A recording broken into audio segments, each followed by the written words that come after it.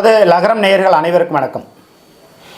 தமிழ்நாட்டு அரசியல் போல இந்திய அரசியலே கிடையாது. தமிழ்நாட்டு அரசியலில் மிக உயர்ந்த ஒரு மனிதராக அரசியலுடைய ஞானியாகவும் எம்என் நடராஜன் அவர்கள் இருந்திருக்கிறார் என்பதற்கு சான்றாக அவர்கள் நரசிம்மராவிலிருந்து அனைத்து டெல்லி தளபதிகளிடத்திலும் டெல்லி முக்கியவர்களிடத்திலும் அவர் மிக நெருங்கிய தொடர்பில் இருந்திருக்கிறார். நீங்கள் டெல்லிக்கு வாங்க, நீங்கள் இங்கேருந்து போகும்போது சைரன் வச்ச காரில் நீங்கள் ஒரு முக்கிய பதவியில் நீங்கள் போகலாம் அப்படிங்கிற லெவலுக்கெல்லாம் நீங்கள் வந்துட்டு போங்க அப்படிங்கிற லெவலுக்கெல்லாம் மிகப்பெரிய ஒரு ஆளுமையாக இருந்திருக்கிறான்.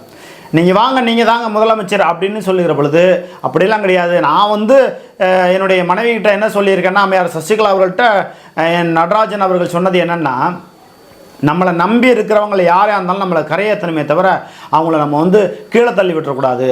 அம்மையார் சசிகலா அவர்களுக்கு எப்போதுமே ஒரு பழக்கம் உண்டு, நம்மளை நம்பி இருக்கிறவங்கள எப்போதுமே நம்ம கைதூக்கி விடணும் அப்படிங்கிற ஒரு பழக்கம் உண்டு. நானும் அதையே தான் சொல்லுவேன் அப்படின்னு சொல்லி எம்என் நடராஜன் அவர்கள் சொல்லியிருக்கார். அப்படிப்பட்ட ஒரு உயர்ந்த உள்ளம் படைத்தவர். அவர் நமது எம்ஜிஆருங்கிற இதழை அவர் தான் துவக்கியிருக்கார். எம்என் நடராஜன் அவர்கள் மூலமாக தான் நமது எம்ஜிஆர் என்ற ஒரு இதழ் உருவானது. அதே போல் ஜெயா டிவியும் இவருடைய சிந்தனையால் தான் உருவாக்கப்பட்டது. ஜின்னா ரெட்டி எம்என் நடராஜன் முதல்வராக அழைப்பு விடுத்தார் என்ற தகவல் இருக்குது. ஜின்னா ரெட்டிலாம் நீங்கள் வாங்க, நீங்கள் தாங்க முதல்வர், ஜெயலலிதா நம்ம அமுச்சு விட்டுலாம், நீங்களே முதலமைச்சர் ஆகலாம் அப்படிங்கிற போதெல்லாம் இல்லை முடியாது. அவர்களை முன்னிலைப்படுத்தி நம்ம பண்ணணும்னா கடைசி வரலையும் அவங்க உயிரோடு இருக்கிறவர்கள் அவங்க தான் முதலமைச்சர். அதில் நம்ம இடையூறாக போகக்கூடாது. அப்போ இவங்க பேசினதாக ஆடியோ வெளியிட்டதெல்லாம் அது திட்டமிட்டு குருமூர்த்தி போன்ற ஆரியர்கள் திட்டமிட்டு பரப்பிய பொய் செய்தி. அவங்க முதலமைச்சராக இருக்காங்க, அதன் பின்புலத்திலிருந்து இந்த தமிழ்நாடு பயனடைகிறது. இலவச திட்டங்களை எல்லாம் பெரிய அளவுக்கு எழுதி கொடுத்தது யாருன்னா எம்என் நடராஜன் அவர்கள். அதை வெளியில் அவங்க சொல்லிக்க முடியாது, இவங்க தான் எழுதி கொடுத்தாங்கன்னா அப்போ அம்மையார் ஜெயலலிதா என்ற பிம்பத்திற்கு மதிப்பு இல்லாமல் போயிடும் மக்கள் மத்தியில். அந்த அம்மையார் ஜெயலலிதா அவர்களுக்கு ஒரு மதிப்பை ஏற்படுத்த வேண்டியது அவர்களுடைய கடமை. எப்போதுமே என் உருவத்தை நான் பார்ப்பதை, என் உருவத்தை இந்த வீடியோவில் பார்க்குறதோ, ஒரு கண்ணாடியில் பார்க்குறதோ, புகைப்படமாக பார்க்குறதோ, ஒரு பிம்பமாக பார்ப்பதைத்தான் அழகாக தோன்றும். நான் நேரடியாக பார்ப்பதற்கு ஒரு மாதிரியாக இருக்கு, நான் பிம்பத்தை பார்க்கிற பொழுது தான் ஆஹா எவ்வளோ அழகாக நான் இருக்கிறேன் பார் என்று நாமளே பார்த்து ஆச்சரியப்பட முடியும். அந்த அளவுக்கு ஒரு பிம்பமாக உருவாக்கி செதுக்கி முதலமைச்சராகி இருக்கிறார்கள் அம்மையார் ஜெயலலிதா அவர்களை. அந்த முழு பெருமையும் எம்என் நடராஜன் அவர்களை சேரும். அவர் நினைத்திருந்தார்னா 2011 முதலமைச்சராக இருந்திருக்கலாம். சின்னாரெட்டியிலேருந்து பல வட மாநிலத்தில் இருக்கக்கூடியவர், டெல்லியில் இருக்கக்கூடியவர்லாம் கையசைத்து விட்டார்கள். ஜெயலலிதாவை ஓய்வு எடுத்துக்க சொல்லுங்கள், நீங்கள் முதலமைச்சர் ஆகுங்க, நான் சொல்கிறேன் அப்படிங்கிற லெவலுக்கு எல்லாமே டெல்லியிலேருந்து உத்தரவு கொடுக்குற பொழுது முடியாது என்று சொல்லிவிட்டார்கள். வேறு யாரும் வந்தால் எடப்பாடி பழனிசாமியெல்லாம் அந்த அளவுக்கு காலில் விழுந்து பதவி வாங்கினவங்க இது மாதிரி ஆளுக்கெல்லாம் வாய்ப்பு கிடைச்சா விடுவாங்களா? அந்த காலகட்டத்தில் ஒரு விபத்தின் மூலியமாக எடப்பாடி பழனிசாமி முதலமைச்சரானார். அப்படிப்பட்ட முதலமைச்சராக இருந்து இந்த நாட்டிற்கு நல்லது செய்து பல சேவைகளை அம்மையார் ஜெயலலிதா அவர்கள் செய்திருக்கிறார் என்றது அவருடைய பின்பலமாக எம்என் நடராஜன் அவர்களும் அவருடைய மனைவி அம்மையார் சசிகலா அவர்களும் இருந்திருக்கிறார்கள் என்பது உண்மை. அதுபோக அம்மையார் சசிகலா அவர்கள் அங்கே போயஸ் கார்டனில் இருக்கிற பொழுது இங்கே வெளி உலகத்தில் என்ன நடக்குதுங்கிறது அவங்களுக்கு தெரியாது. அப்போ சில மூத்த பத்திரிகையாளர்கள், சமூக ஆர்வலர்கள், சில ஓய்வு பெற்ற ஐஏஎஸ் அதிகாரிகள்லாம் எம்என் நடராஜன் அவர்களுக்கு சில தகவலை பரிமாறிக்கொள்வார்கள். அப்படி பரிமாறிக்கொள்கிற பொழுது தான் அவங்க எம்என் நடராஜன் கடிதம் அனுப்புவாராம், போயஸ் கார்டனுக்கு கடிதம் அனுப்புவார். அந்த கடிதங்கள் எல்லாம் அதாவது அம்மையார் சசிகலா அவர்களை எம்என் நடராஜன் பிரித்து கொண்டு போய் விடுவார். நமக்கு பாதுகாப்பான ஒரு நம்பிக்கையான ஒரு ஆள் கிடையாது, நம்மளுடைய பிரைவேசி பாதிக்கப்படக்கூடிய லெவலில் மற்றவங்களாம் இருப்பாங்க. ஏன்னா பல்வேறு துரோகங்கள் திரைப்படத்துறையிலேருந்து எல்லாமே அவங்க பார்த்து வந்தவங்க. சொந்த வாழ்க்கை இல்லாமல் வெந்து நொந்து போய் மன உளைச்சலில் இருக்கிற அம்மையார் ஜெயலலிதா அவர்களுக்கு ஆறுதலாக இருக்கக்கூடியவர் ஒருவர் மட்டும்தான், அது அம்மையார் சசிகலா மட்டும்தான். அவர்களை பிரிந்து ஒரு நாள் ஒரு நிமிடம் கூட இருக்க முடியாது, அப்படி மிகவும் நம்பிக்கைக்குரியவர். அப்படிப்பட்டவரை பிரித்து கொண்டு போய் விடுவார்களோ என்ற அச்சம் எம்என் நடராஜன் மீது இருந்தது. ஏன்னா ஏற்கனவே பஞ்சாயத்து நடந்தது. எம்என் நடராஜனுடைய மாமியார் எல்லாம் ஒரு சில பேர் போய் அம்மா அவங்க கணவரோடு வாழட்டும் அப்படிங்கிற பொழுது அம்மையார் சசிகலா அவர்கள் ஒத்துக்கொள்ளவே இல்லை. எனக்கு நம்பிக்கையானவர் இவர் மட்டும்தான், இவரை தவிர வேறு யாராலும் என்னால் ஏற்றுக்கொள்ள முடியாது, ஏன்னா என் உலகமே தங்கச்சி என்னுடைய சசிகலா தான் அப்படின்னு அம்மையார் ஜெயலலிதா அவர்கள் சொல்லியிருக்கிறார்கள். ஒரு தட்டில் வைரம் இன்னும் இருக்கக்கூடிய நகைகள் எல்லாத்தையும் கொடுத்துருந்தாங்க அப்படின்னு சொல்லி ஒரு பரிசளிப்பாக கொடுக்குற பொழுது அதை அவருடைய குடும்பத்தார் வாங்கி கொள்ளாமல் இல்லை அம்மையார் சசிகலா அவர்களே எங்களோட அனுப்பி விடுத்துருங்க, இத்தனை ஆண்டு காலமாக நீங்கள் ஆட்சி அதிகாரத்தில் இருந்தீங்க, எல்லாம் பண்ணீங்க, அமுச்சு விட்டுருங்கன்னா முடியாதுன்னு சொல்லிட்டாங்க. அதற்கான காரணம் என்ன? அரசு நிர்வாகத்தை கட்டுக்குள் கொண்டு வந்து செயல்பட வைப்பது என்பது சாதாரண விஷயம் கிடையாது. முதலமைச்சராக உட்கார்ந்து கொண்டு ஒட்டுமொத்த ஒவ்வொரு மாவட்டத்தில் இருக்கக்கூடிய பிஆர்ஓ வந்து எல்லா கலெக்டர்லேருந்து கீழே உள்ள நிர்வாகியிலேருந்து கட்டுப்பாட்டுக்குள்ளே கொண்டு வருவாங்கன்னா அது எல்லா பிஆர்ஓவும் முடியாது. அது எம்என் நடராஜன் ஒரு பிஆர்ஓ தான் ஒரு 5 மாவட்டத்தை 10 மாவட்டத்தை 20 மாவட்டத்தை ஒரு மாநிலத்தையே கட்டுக்குள் கொண்டு வரக்கூடிய பிஆர்ஓ செயல்பட்டார். இன்றைக்கி தமிழ்நாட்டில் அப்படி கிடையாது. எல்லா பிஆர்ஓவும் அந்தந்த மாவட்டத்தினுடைய அமைச்சர்களுக்கு அடிமையாக இருக்கிறார்கள்.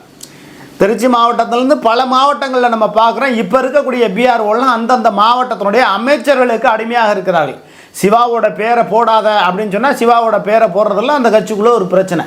இப்படியெல்லாம் பிஆர்ஓ இருக்காங்க. ஆனால் அன்னைக்கு இருந்த பிஆர்ஓ எம்என் நடராஜன் துணிச்சலாக ஆளுமையோடு வல்லமையோடு வலிமையோடு ஆளுமையோடு செயல்பட்ட ஒரு பிஆர்ஓ தான் எம்என் நடராஜன். அப்படிப்பட்ட எம்என் நடராஜன் மனைவியை பிரித்து கொண்டு போய்விட்டால் நாம் வாழ்க்கை என்ன ஆகுறது? நிம்மதியாக இருக்க முடியாது. நம்மளை நிம்மதியாக தூங்க விட மாட்டாங்க. நிம்மதியாக ஒரு 5 மணி நேரம் கூட தூங்க முடியாது. அந்த நிர்வாகத்தை சிறப்பாக கட்டுக்குள் கொண்டு வந்து எல்லா ஐஏஎஸ் அதிகாரிகளையும் கட்டுக்குள் கொண்டு வந்து செயல்பட்டது யாருன்னா எம்என் நடராஜன். இங்கிருந்து கொடுக்கக்கூடிய தகவலை வைத்து அம்மையார் சசிகலா அவர்கள் சிறப்பாக எல்லாவற்றையும் கட்டுக்குள் கொண்டு வந்து இன்னென்ன திட்டங்களை கொண்டு வர வேண்டும் என்று வழிவகையை கொடுத்து செயல்பட்டவர் அம்மையார் சசிகலா அவர்கள். அவர்களை பிரிந்து விட்டால் நம்ம என்ன ஆவது அப்படிங்கிற நிலைமைக்கு தான் அம்மையார் சசிகலா அவர்களை அவங்க வந்து அனுப்பி வைக்கல. சரி, இப்படி ஒரு சூழ்நிலை இருக்கும்போது தமிழ்நாட்டில் அந்தந்த அமைச்சர்கள் பல்வேறு இடங்களில் செய்யக்கூடிய ஊழல் முறைகேடுகள் என்பதை தாண்டி மக்களுடைய வரி பணத்தை ஏமாற்றிவிட்டையும் அரசுக்கு பொருளாதார இழப்பை ஏற்படுத்தக்கூடிய வகையிலையும் வைத்திலிங்கம் இந்த மாதிரி பண்ணுறாரு, ஓபிஎஸ் இந்த மாதிரி பண்ணுறாரு, இபிஎஸ் இந்த மாதிரி பண்ணுறாரு, பழனியப்பன் இந்த மாதிரி பண்ணுறாரு. அவர்கள் செய்கிற ஊழல் முறைகேடுகள் மணல் சம்பந்தப்பட்டது எல்லாவற்றையும் ஒரு கடிதமாக பல கட்டங்களில் பல ஊழல் முறைகேடுகள் செய்ததை அரசு துறைக்கு நடவடிக்கை எடுக்க உத்தரவிட்டாலும் கூட நடவடிக்கை எடுக்காத நிலையில் அம்மையார் ஜெயலலிதா அவர்களுக்கு எம்என் நடராஜன் அவர்கள் கடிதம் எழுதுகிறார். அந்த கடிதத்தை என்ன பண்ணுவாங்களாம்? கிழிச்சு சுக்குநூறாக தூக்கி போட்டுருவாங்களாம். ஏன்னா மனைவியை இங்கேருந்து பிரித்து கொண்டு போயிடுவாங்களே, நம்ம வந்து நிம்மதியாக இருக்க முடியாது. ஒரு முதலமைச்சராக இருக்கக்கூடியவர்களுக்கு தூக்கம் எந்த முதலமைச்சருக்குமே குறைஞ்சபட்சம் 5 மணி நேரம் தான். நாமெல்லாம் 8 மணிக்கு படுத்தோம்னா காலையில் 5 மணிக்கு எந்திரிக்கிறோம். ஒரு 7-8 மணி நேரமாவது நம்ம தூங்குகிறோம். ஒரு 7 மணி நேரமாக நம்ம தூங்குகிறோம் இல்லையா? ஆனால் முதலமைச்சர்கள்லாம் ஒரு 5 மணி நேரம் 4 மணி நேரம் தூங்குவது என்பதை மிகவும் கடினம். நம்ம இங்கேருந்து சொல்கிறோம் அவங்க சுகபோக வாழ்க்கை வாழ்ந்து கொண்டு இருக்கிறார் என்று. ஒரு சட்டமன்ற உறுப்பினராலே ஒரு 5 மணி நேரம் தூங்க முடியாது. ஒரு அமைச்சர்கள் 5 மணி நேரம் தூங்க முடியாது. அவங்க அந்த அளவுக்கு தூங்க முடியாதனால பணத்தை அந்த அளவுக்கு சம்பாதிக்கிறாங்க. அதுக்கப்புறம் சுகர் பிரஷர்னு வந்து நிம்மதியாக சாப்பிட முடியாது. இதை தான் சாப்பிடணுங்கிற விதிமுறையை கொடுத்துருவாங்க. அதை தாண்டி ஏதாவது சாப்பிட்டா செத்து போயிடுவாங்க சுகர் பிரஷர் அதிகமாகி. அதனால் வந்து இந்த முதலமைச்சர்கள் பட்டியல் இருக்கிறவங்களாம் குறைஞ்சு 5 மணி நேரம் கூட தூங்க முடியாது. அப்படிப்பட்ட நிலைமையில் அம்மையார் சசிகலா அவர்களை விட பிரியமில்லாமல் நம்ம கூடவே வச்சுக்கணும்னு அம்மையார் ஜெயலலிதா அவர்கள் நினைத்திருந்த காலகட்டத்தில் ஏதாவது கடிதம் வந்துச்சுன்னா அந்த மனைவியை பிரித்து கொண்டு போகிறதுல தான் ஏதோ திட்டம் போடுறாங்கன்னு சொல்லிட்டு கடிதத்தை கிழிச்சு போட்டுருவாங்க. கிழிச்சு போட்டுட்டு மறுபடியும் என்ன பண்ணுவாங்களாம் அம்மையார் ஜெயலலிதா அவர்கள்? அந்த கடிதத்தை மறுபடியும் எல்லாத்தையும் ஒட்ட வச்சு இணைச்சி பிரித்து படித்து பார்த்துட்டு ஆஹா எம்என் நடராஜன் உண்மையாகவே நல்ல ஒரு கடிதத்தை தான் எழுதியிருக்காரு அப்படின்னு சொல்லி பார்த்துட்டு அதுக்கப்புறம் எந்தெந்த அமைச்சரை தூக்கணும், எந்தெந்த அமைச்சரை உள்ளே வைக்கணும், எந்தெந்த அமைச்சரை கண்டிக்கணுங்கிறது கொண்டு எம்என் நடராஜன் கொடுக்கக்கூடிய கடிதத்தை வைத்து தான் ஆட்சி அதிகாரமே நடந்திருக்கிறது. இது உண்மை. அடுத்து இப்படி சூழலில் அம்மையார் ஜெயலலிதா அவர்களோடு இத்தனை ஆண்டு காலம் 30 ஆண்டு காலமாக அம்மையார் ஜெயலலிதா அவர்களை ஆட்சி அதிகாரத்தில் இருந்த பொழுது எல்லாவற்றுக்கும் துணையாக இருந்த அம்மையார் சசிகலா அவர்கள் ஜெயிலுக்கு போகும்போது நம்பிக்கையோட ஒருவரை முதலமைச்சராக்கி விட்டு அழகு பார்த்து விட்டு ஜெயிலுக்கு போகிறாங்க. நம்பிக்கை துரோகி, பச்சை துரோகி, கொடநாடு கொள்ளை சம்பந்தப்பட்டதில் ஜெயிலுக்கு போக வேண்டிய கழிதிங்க வேண்டிய எடப்பாடி பழனிசாமி தனக்கு அது அடுத்த இடத்துல வேலுமணி வந்துருவாரோன்னு வேலுமணியை ஓரங்கட்டி வைத்திருக்கிற எடப்பாடி வேலுமணி எப்பொழுதுமே மன்னார்குடி வகையராவுக்கு விசுவாசமாக இருக்கக்கூடியவர் தான் எப்போதுமே இருப்பார். நிச்சயமாக அம்மையார் சசிகலா அவர்களை பொதுச் செயலாளராக அமர்த்தி விட்டு தான் முதலமைச்சர் என்றோ அடுத்த கட்ட பொறுப்புக்கு வந்தோ இந்த கட்சியை வலிமைப்படுத்தத்தான் போகிறார்கள். இது உண்மை. இப்படி நடந்தே தீரும். அப்படி நடக்காவிட்டால் அனைத்து இந்திய அண்ணா திராவிட முன்னேற்ற கழகம் அழிந்து போகும். அப்படி ஒரு நிலைமைக்கு வரவிடாமல் அனைத்து இந்திய அண்ணா திராவிட முன்னேற்ற கழகத்தினுடைய தொண்டர்கள் எல்லாம் சரி அம்மையார் சசிகலா அவருடைய தலைமையிலே வந்தால் மட்டும்தான் இவர்களை கட்டுக்குள் கொண்டு வர முடியும். வேலுமணி அதற்குண்டான முயற்சிகளை எடுப்பார். அனைத்து இந்திய அண்ணா திராவிட முன்னேற்ற கழகம் 2026 ஆட்சி அதிகாரத்தை பிடிக்கும் என்ற நம்பிக்கையிலே அனைத்து இந்திய அண்ணா திராவிட முன்னேற்ற கழகத்தினுடைய தொண்டர்கள் உயிர்ப்போடு உயிர் நாடியாக இருந்து கொண்டிருக்கிறார்கள். நிர்வாகிகள் போகலாம், எம்எல்ஏக்கள் கைமாறலாம், முன்னாள் அமைச்சர்கள் பாஜகவில் போய் சேரலாம், விலை போகலாம், எப்படி வேண்டுமானாலும் போகலாம். ஆனால் அனைத்து இந்திய அண்ணா திராவிட முன்னேற்ற தொண்டர்கள் நம்பிக்கையாக இருக்கிறார்கள். அம்மையார் சசிகலா அவர்களோடு இணைந்து வேலுமணி அவர்கள் அரசியலை செய்து இந்த தமிழ்நாட்டு அரசியலை மையப்படுத்தி சிறப்பாக ஆட்சி அதிகாரத்திற்கு அனைத்து இந்திய அண்ணா திராவிட முன்னேற்ற கழகம் வந்துவிடும் என்ற நம்பிக்கையில் இருக்கிறார்கள். அதுபோக இவர் எடப்பாடி பழனிசாமியை முதலமைச்சராக்கி விட்டு ஜெயிலுக்கு போகிறாங்க. ஆட்சி அதிகாரம் சரியில்லை. எம்என் நடராஜன் அவர்கள் பேட்டியெல்லாம் சில பேட்டிகளில் கொடுக்கும்போது இந்த அனைத்து இந்திய அண்ணா திராவிட முன்னேற்ற கழகம் என்ற ஒரு கட்சி நீடித்து நிற்க வேண்டும், இந்த ஆட்சி இன்னும் இருக்கக்கூடிய ஆண்டுகள் 4.5 ஆண்டு காலம் பூர்த்தி செய்ய வேண்டும், 4 ஆண்டு காலம் என்று சொல்லுகிறார். ஆட்சி தான் நீடிக்க வேண்டும் என்று சொல்லுகிறார். ஒழிய இபிஎஸ் நீடிக்க வேண்டும் என்று சொல்லவில்லை. இபிஎஸ் ஊழல் முறைகேடுகளை செய்ய தொடங்கிவிட்டார். சம்பந்திக்கு டெண்டர் கொடுக்கிறார். பல ஊழல் முறைகேடுகள் நடந்து கொண்டு இருக்கிறது. 10 லட்சம் 6 லட்சம் கோடிக்கு மேலே கடன் தமிழ்நாட்டுக்கு வந்திருக்குன்னா அது பழனிசாமி செய்த ஊழல் முறைகேடு தான். இதெல்லாம் தெரிந்து கொண்டு தான் அவர் என்ன பண்ணுறாரு, எச்சரிக்கையும் எடுக்கிறார். இபிஎஸ் அரசியல் செய்வது சரியில்லை என்று பல அமைச்சர்களிடம் சொல்லி தூது அனுப்பியிருக்கிறார். அதையும் கேட்காமல் ஊழல் முறைகேடுகளை தொடர்ந்து செய்திருக்கிறார் எடப்பாடி பழனிசாமி. அதன் பிறகுதான் இவர் ஒரு திட்டமிடுகிறார். எம்என் நடராஜன் அவர்கள் பரோலில் அம்மையார் சசிகலாவை வர வச்சு ஒரு நாள் சுற்றுப்பயணம் போகலாம். பரோலில் வர வச்சு ஒரு நாள் சுற்றுப்பயணம் போகலாம். எம்என் நடராஜன் அவர்கள் அந்த திட்டமிட்டு வகுத்த அந்த திட்டங்கள் நடந்திருந்தால் எடப்பாடி பழனிசாமியினுடைய ஆட்சி கவிழ்ந்திருக்கும். பாஜகவோடு பேசி அம்மையார் சசிகலா அவர்களுடைய கணவர் எம்என் நடராஜன் அவர்களை அனைத்து இந்திய அண்ணா திராவிட முன்னேற்ற கழகத்தினுடைய பொதுச் செயலாளராக நியமித்து ஒரு சுத்து ஆட்சியை மறுபடியும் பிடிச்சிருப்பாங்க. அது பாஜகவோட ரகசிய உடன்பாடு வேற மாதிரி வைத்து கொண்டாலும் கூட இந்த எடப்பாடி பழனிசாமி ஊழல் ஆட்சி ஒளிந்திருக்கும். அதாவது குறுநில மன்னர்கள் பலர் தமிழ்நாட்டில் இன்னைக்கு அனைத்து இந்திய அண்ணா திராவிட முன்னேற்ற கழகத்தில் இருந்தவர்கள் இன்றைக்கும் குறுநில மன்னர்களாக மாவட்ட செயலாளராக ஆளுமையோடு இருந்து கொண்டு இருக்கிறார்கள். அந்த ஆளுமையை, அந்த குறுநில மன்னர்களை எம்என் நடராஜன் அவர்கள் ஒழித்திருந்திருப்பார். அப்படியான ஒரு சூழலில் தான் பரோலில் அம்மையார் சசிகலா அவர்களோடு தமிழ்நாடு முழுவதுமாக சுற்றுப்பயணம் செய்யலாம் என்று திட்டமிட்டிருந்த காலகட்டத்தில் தான் எம்என் நடராஜன் அவர்கள் அப்பல்லோ மருத்துவமனைக்கு போயிட்டு உடல்நிலை சரியில்லாமல் கிட்னி பாதிக்கப்பட்டு கிட்னி எடுத்து வச்சும் கூட மறுபடியும் அவர் உடல்நிலை சரியில்லாமல் பல உறுப்புகள்லாம் கொஞ்சம் கொஞ்சம் கெட்டு போச்சு. அவர் மரணிக்கிற ஒரு நிலை ஏற்படுகிறது. அப்படி மரணிக்கிற நிலை ஏற்படுகிற போது ஒரு அமைச்சர், ஒரு சட்டமன்ற உறுப்பினர் கூட அங்கே போகக்கூடாது என்று கட்டளையிட்டு இருக்கிறான் இந்த கொடும்பாவி எடப்பாடி பழனிசாமி. இந்த எடப்பாடி பழனிசாமி ஒரு நாள் ஒரு நிமிடம் சிறையில் களி தின்னே ஆகணும். கொஞ்ச நெஞ்ச பாவம் கிடையாது. பதவி என்பது மயிருக்கு சமானம், பணம் என்பது மயிருக்கு சமானம். ஆனால் இப்படி நம்பிக்கை துரோகம் செய்கிற இந்த துரோகி ஒரு நாள் ஒரு நிமிடமாவது சிறையில் இருக்க வேண்டியது காலத்தின் கட்டாயம்.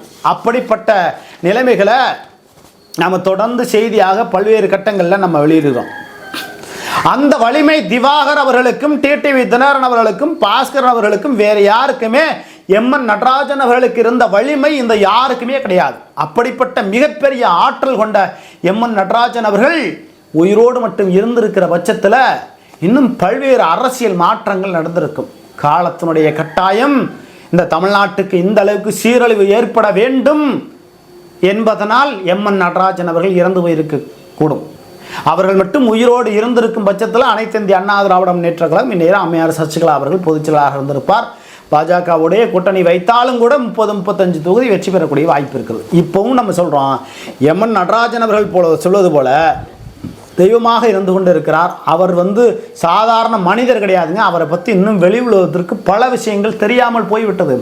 பல தமிழ் தேசிய அமைப்புகளை இந்த நாட்டிலே உருவாக்கி தமிழீழ மக்களுக்காக குரல் கொடுத்தவர். தமிழீழ மக்களுக்கு தலைவர் மேதகவி பிரபாகரன் அவர்களுக்கு ஆதரவாக துணை நின்றவர். வெளியில் தெரியல. நேரடியாக அவர் பல விஷயங்களை செய்ய முடியாது என்பதற்காகத்தான் நாம் தமிழர் என்ற ஒரு கட்சியை உருவாக்குவதற்கு முழுவதுமாக துணை நின்றவர் எம்என் நடராஜன் அவர்கள். ஜான் பாண்டியன், கிருஷ்ணசாமி, தமிழ் தேசிய அமைப்புகளை எல்லாம் உருவாக்கிவிட்டு திராவிட முன்னேற்ற கழகத்திற்கு எதிராக பேச வைத்து 2011 ஆட்சி அதிகாரத்தில் கொண்டு 2016 மக்கள் நல கூட்டணி என்ற ஒன்றை உருவாக்கி ஆட்சி அதிகாரத்தை கொண்டு வந்தார். 2016 ஆட்சி அதிகாரத்திற்கு அனைத்து இந்திய அண்ணா திராவிட முன்னேற்ற கழகம் வராமல் போயிருந்தால் இந்த எடப்பாடி பழனிசாமி என்ற ஒரு கொடுங்கோலன் யாருக்குமே தெரிந்திருக்க முடியாது. யாருக்குமே இந்த எடப்பாடி பழனிசாமிங்கிறவர் தெரிந்திருக்கவே முடியாது. ஒரு வட்டத்துக்குள்ள, ஒரு தாலுகாக்குள்ள அடங்கி போயிருக்க வேண்டிய ஒருவரை தமிழ்நாடு முழுவதுமாக அழகு பார்த்தவர் யார்? அம்மையார் சசிகலா அவர்கள். அப்படிப்பட்ட அழகு பார்த்த அம்மையார் சசிகலா அவர்கள் ஏதோ ஒன்று குறைக்குதுன்னு சொன்ன கொடும்பாவி, கொடுங்கோலன் எடப்பாடி பழனிசாமி. அப்படிப்பட்ட எடப்பாடி பழனிசாமிக்கு பாடம் புகட்டுகிற வகையில் எம்என் நடராஜன் உயிரோடு இருந்திருக்கும் பட்சத்தில் சரணடைய வைத்திருந்திருப்பார். 2 மணி நேரம் நீ எம்என் நடராஜன் கிட்ட கைகட்டி நின்ன எடப்பாடி பழனிசாமி இன்னைக்கு பெரிய அதிகாரம் படைத்தவனாக, வானளாவிய அதிகாரம் படைத்தவனாக ஆகிவிட்டாயா என்று தமிழ்நாட்டு மக்கள் கேள்வி கேட்கக்கூடிய நிலைமைக்கு இருக்கிறார்கள். அப்படிப்பட்ட வானளாவிய அதிகாரம் படைத்த எம்என் நடராஜன் போல டிடிவி தினகரன் வர வேண்டும் என்று ஆசைப்பட்டு கட்சி தொடங்கி வீணா போய்விட்டார். அவர் உண்மையாகவே எடப்பாடி பழனிசாமியை அந்த வானளாவிய புகழ் படைத்த நரித்தந்திரம் படைத்த அந்த சர்வாதிகார போக்குள்ள கொடுங்கோலனை அடக்கி இருக்க வேண்டும்னா என்ன செய்திருக்கணும்? டிடிவி தினகரன் 2021 சட்டமன்ற தேர்தலில் எடப்பாடி சட்டமன்ற தொகுதியில் டிடிவி தினகரன் போட்டியிட்டு அங்கு எடப்பாடி பழனிசாமியை தோற்கடிக்க வைக்க முயற்சி செய்திருக்கணும். நான் அந்த ஒருவனை பழியாங்கி விடுவேன், எனக்கு எந்த தொகுதியும் தேவையில்லை. 2021 நான் எந்த தொகுதியில் ஒட்டுமொத்தமாக தமிழ்நாடு முழுவதுமாக எடப்பாடி பழனிசாமி சட்டமன்ற தொகுதியில் நான் எடப்பாடியை வீழ்த்துவேன் என்று களத்தில் இறங்கியிருந்து ஒட்டுமொத்த தமிழ்நாட்டில் உள்ள அமமுக நிர்வாகிகளையும் அந்த எடப்பாடி சட்டமன்ற தொகுதியில் களமிறக்கி எடப்பாடி பழனிசாமியை வீழ்த்தியிருந்தால் இந்த டிடிவி தினகரன் சிறந்த ஆண்மகன், சிறந்த அரசியல்வாதி இல்லையே. எடப்பாடி பழனிசாமியிடம் நீ 2000 கோடி ரூபாய்க்கு விலை போய்விட்ட டிடிவி தினகரன் எம்என் நடராஜன் எங்கே, இந்த டிடிவி தினகரன் எங்கே? இப்படி அரசியல் துரோகங்களை, பல துரோகங்களை தன் முதுகிலே குத்து வாங்கி கொண்டு ஒவ்வொரு கத்தியா தூக்கி முதுகிலே இருக்க கத்திகள் எல்லாம் வீசி எறிந்து விட்ட அந்த காயத்தை சரி செய்வதற்கே அம்மையார் சசிகலா அவர்களுக்கு இத்தனை ஆண்டு காலம் ஆகிவிட்டது.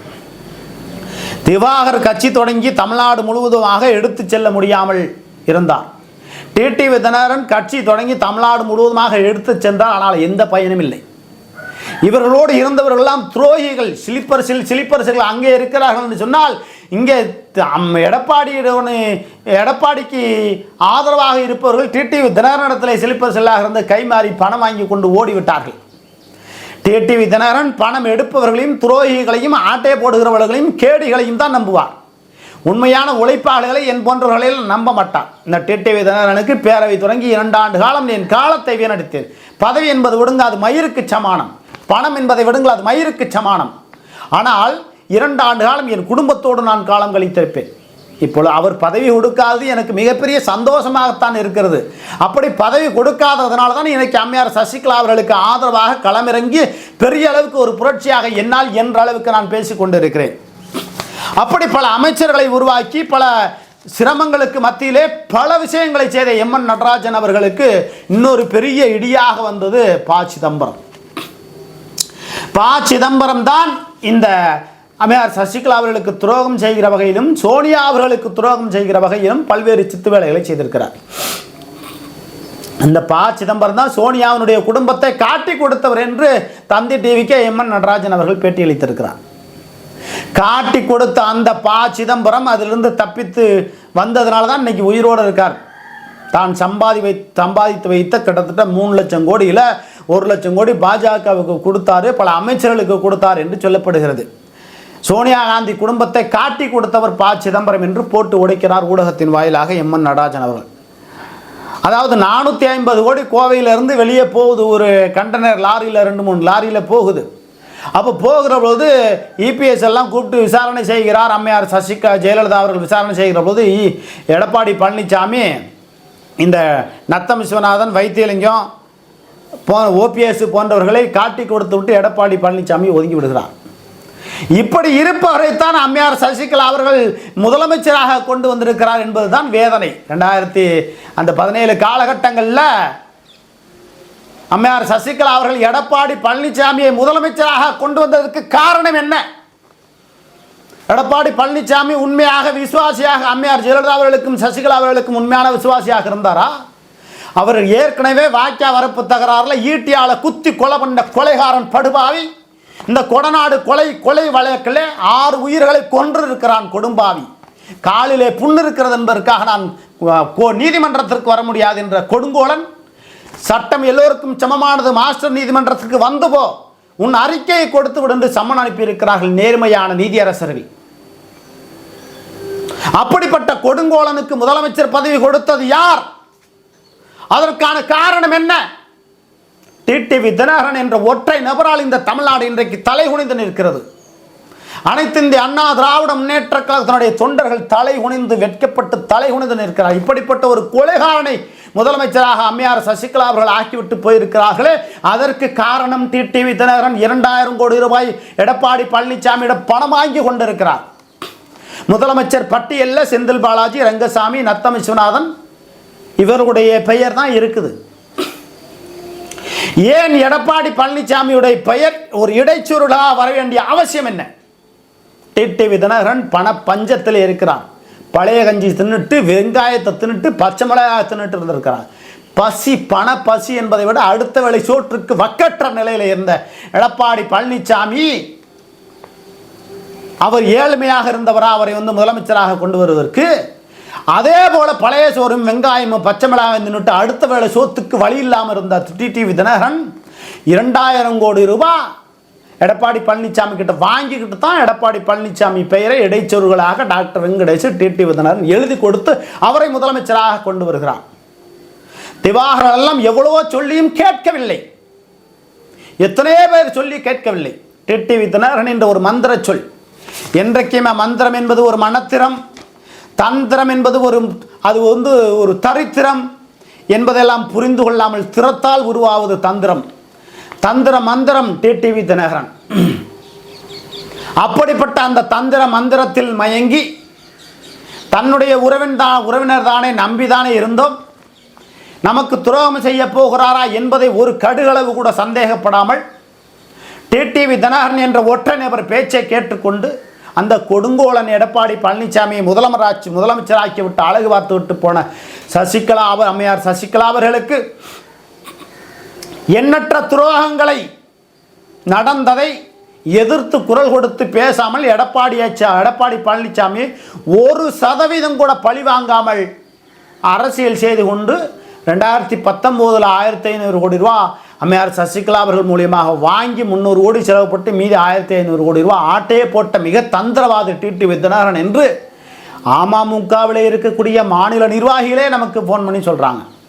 மாவட்ட செயலாளர்களே நம்மள்கிட்ட வாட்ஸ்அப் காலில் பேசுகிறாங்க. டிடிவி தினகரன் செய்த ஒற்றை துரோகம் எடப்பாடி பழனிசாமி என்ற ஒருவரை முதலமைச்சராக்குவதற்கு ஒரு இடைச்சொருகளாக அவர் பெயரை எழுதி கொடுத்ததன் வந்த வினை எம்என் நடராஜன் அவர்கள் மட்டும் உயிரோடு இருந்திருக்கும் பட்சத்தில் டிடிவி தினகரன்லாம் இந்த கட்சியை எப்பயே கலைச்சிருப்பார். அமமுக என்ற ஒரு கட்சியை தொடங்குவதற்கு எம்என் நடராஜன் ஒத்துழைப்பு கொடுக்கவில்லை. கட்சி தொடங்குவது ஆபத்தானது, வேண்டாம் என்று எவ்வளவோ சொல்லியும் டிடிவி தினகரன் கேட்கவில்லை.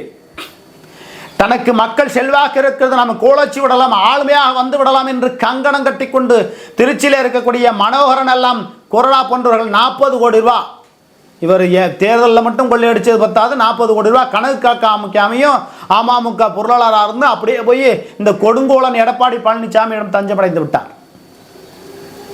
அதே போல மாணிக்கராஜா, சேலஞ்சர் துறை, ரெங்கசாமி கேட்டார். ரெங்கசாமி எல்லாம் கடனில் இருப்பார், 100 கோடி ரூபாய்க்கு மேலே ஆட்டையே போட்டார். எனக்கு தெரியும் பல வேட்பாளர்கள் என்னிடத்தில் அமமுக வேட்பாளர்கள் சொல்லுகிறார்கள். 2009 2021 காலகட்டங்களில் பெரிய அளவுக்கு ரங்கசாமி, சேலஞ்சர் துறை, மனோகரன், மாணிக்கராஜா இன்னும் பலர் பல கோடிகளை, சேலத்தில் இருக்கக்கூடிய செல்வம், கரூரில் இருக்கக்கூடிய தங்கவேல் எல்லோருமே பணத்தை ஆட்டை போகும். உண்மையாக உழைத்தவர்கள் அமமுகவில் இருக்கிறவர்களாம் கடும் கோபத்தில் இருக்காங்க. பலர் கடனை அடைக்க முடியாமல் வெளி மாநிலத்தில் போய் கொத்தடிமையாக வேலை செய்யக்கூடிய போக்கு இருக்கிறது. இதற்கெல்லாம் காரணம் என்ன? எடப்பாடி பழனிசாமியை முதலமைச்சராக்கினதிலிருந்து இன்னைக்கு சின்னம்மா அவர்களுக்கு, அம்மையார் சசிகலா அவர்களுக்கு இந்த துரோகம் நடந்தது முதல் ஒட்டுமொத்தமாக டிடிவி தினகரன் காரணம் என்றாலும் கூட எம்என் நடராஜன் போன்ற ஒரு அருமையான புனிதரை, ஒரு ஆகச்சிறந்த ஒரு தமிழ் தேசியவாதியை நாம் எல்லாம் இழந்து விட்டோம். ஒரு ஆரிய பாப்பாத்தி அனைத்து இந்திய அண்ணா திராவிட முன்னேற்ற கழகத்தினுடைய பொதுச் செயலாளராக இருக்கிறார் என்று சொன்னால் அதற்கு காரணம் எம்என் நடராஜன் அவர்களும் அம்மையார் சசிகலா அவர்களும். ஒரு ஆரிய பாப்பாத்தி அனைத்து இந்திய அண்ணா திராவிட முன்னேற்ற கழகத்தில் இருக்கிற பொழுது தமிழர்களுக்கு, அதுவும் பெரும்பான்மையில் உள்ளவர்களுக்கு, முக்குளத்தூர்களுக்கு, வன்னியர்களுக்கு, முத்திரைகளுக்கு என்று சிவபதிக்கெல்லாம் 4 துறையில் அமைச்சர் பதவி கொடுத்தார்கள். அதெல்லாம் ஒரு சரியாக பயன்படுத்திக் கொள்ள இல்லை. இந்த முத்திரையர் மக்களை பெரிய அளவுக்கு வளர்ச்சி அடைந்து பொருளாதார அடிப்படையில் முன்னுக்கு கொண்டு வந்திருக்கலாம். அவர் மட்டுமே முன்னுக்கு வந்திருக்கிறார் ஒழிய அந்த இனத்தை முன்னுக்கு கொண்டு வரவில்லை. அப்படி அனைத்து சமுதாய மக்களுக்கும் முன்னுரிமை கொடுத்தது அம்மையார் சசிகலா அவர்களும் எம்என் நடராஜன் அவர்கள். இதே திராவிட கட்சியிலே இன்றைக்கு திராவிட முன்னேற்ற கழகத்திலே பெரும்பாலான தெலுங்கர்கள் தான் அமைச்சர்களாக இருக்கிறார். ஏவா வேலுவிலிருந்து நகர்ப்புற வளர்ச்சித்துறை அமைச்சர் நேருவிலிருந்து இவர் வருவாய் மற்றும் பேரிடர் மேலாண்மை துறை KKSSR ராமச்சந்திரன்லேருந்து எல்லாமே ரெட்டியார் தெலுங்கர். இவங்க தான் திராவிட முன்னேற்ற கழகத்தில் ஒரு 8க்கும் மேற்பட்ட தெலுங்கர்கள் தான் அமைச்சர்களாக இருக்காங்க. ஆனால் அனைத்து இந்திய அண்ணா திராவிட முன்னேற்ற கழகத்தில் பெரும்பாலானவர்கள் தமிழர்கள் அமைச்சர்களாக இருந்திருக்கிறார்கள். நன்றாக தெரிந்து கொள்ளுங்கள். அனைத்து இந்திய அண்ணா திராவிட முன்னேற்ற கழகத்திலும் பெரும்பாலானவர்கள் தெலுங்கர்கள் அமைச்சர்களாக இருந்தால் இந்த தமிழ்நாட்டிற்கு ஓரளவாவது நல்லது நடந்திருக்குமா? இதை எண்ணி பார்க்க வேண்டும். வேலுமணி, சி விஜயபாஸ்கர், CV சண்முகம் போன்ற வன்னியர்கள், கள்ளர்கள், முத்திரையர்கள், சிவபதியிலிருந்து எல்லாருமே எண்ணி பார்க்கணும்.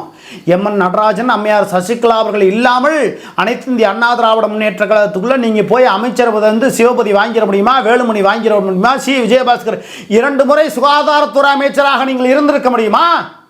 சி விஜயபாஸ்கரெல்லாம் கொஞ்சமாவது முயற்சி எடுத்து அம்மையார் சசிகலா அவர்கள் ஆளுமையாக அனைத்து இந்திய அண்ணா திராவிட முன்னேற்ற கழகத்துக்கு வருவதற்கு நீங்கள் முயற்சி செய்யவில்லை என்றால் எம்என் நடராஜனுடைய ஆன்மா மன்னிக்காது.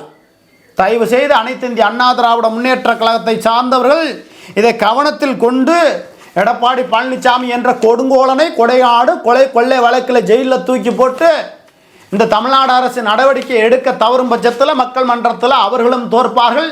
எம்என் நடராஜனுடைய ஆன்மாவும் முன்னாள் அமைச்சர்களை மன்னிக்காது. எம்என் நடராஜன் அவர்கள் தான் அம்மையார் சசிகலா அவர்கள் மூலமாக மக்கள் நல கூட்டணி என்ற ஒன்றை உருவாக்கினார்.